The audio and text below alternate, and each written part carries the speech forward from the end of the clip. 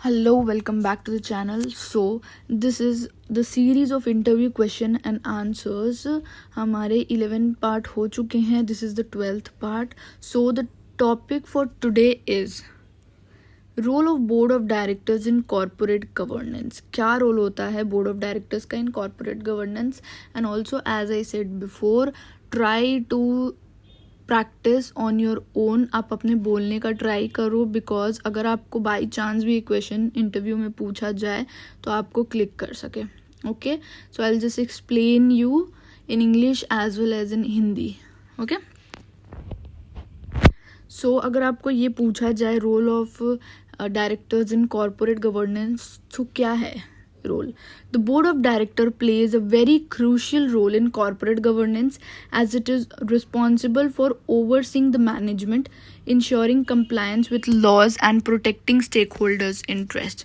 So basically board of director आपको पता है corporate governance में एक बहुत crucial role play करते हैं. उनका responsibility रहता है कि management को check करे, law से comply हो रहा है कि नहीं वो check करे, और protect करे stakeholders के interest को. ओके, अब हम पढ़ेंगे क्या की रिस्पॉन्सिबिलिटीज़ है. सो स्ट्रैटेजिक ओवरसाइट के अगर देखें तो हम the board sets the companies vision, mission and long term strategies. तो बोर्ड ही सेट करती है कंपनी का विजन, मिशन, क्या स्ट्रैटेजी फॉलो करना है आगे. अब मैनेजमेंट सुपरविजन के हिसाब से अगर देखें तो it appoints monitors and evaluates the performance of top executives including the CEO.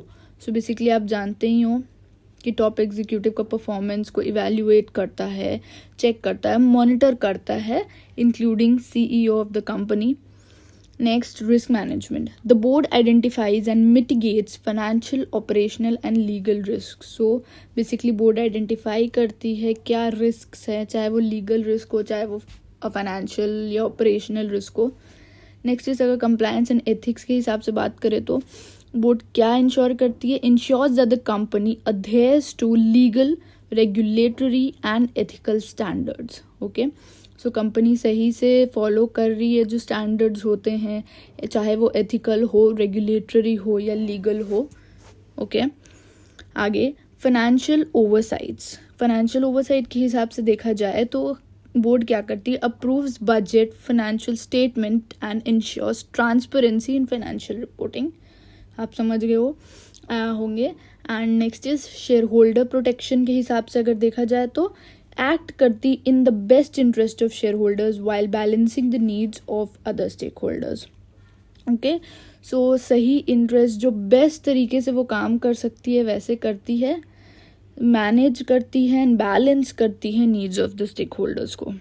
Okay, so to conclude, an effective board of directors ensures good corporate governance which enhances trust, transparency and sustainable growth for the company. Okay, so basically क्या करती है effective board of director, क्या ensure करेगी, सही corporate governance हो रहा है, trust है, transparency है, sustainability growth हो रहा है कंपनी का. ओके, अगर आपको ये पूछा जाए कि डायरेक्टर्स का क्या रोल होता है कॉर्पोरेट गवर्नेंस में, तो आपको यही सब बोलना होगा. आप सब रीड करो, बट हो सकता है आपको जो क्लिक करे वहाँ पे आप वो वहाँ पे बोल देना. बट ये हेल्पफुल हो आपके लिए, अगर पूछा जाए तो आपको कहीं ना कहीं आप सुने होंगे तो आपको याद रहेगा ये चीज़. Okay, so do subscribe for more, क्योंकि हमारे और भी आ चुके हैं, 11 पार्ट्स हो चुके हैं. This was the 12th part और भी वीडियोज़ आ रहे हैं. So this is it for today. Do subscribe the channel for more.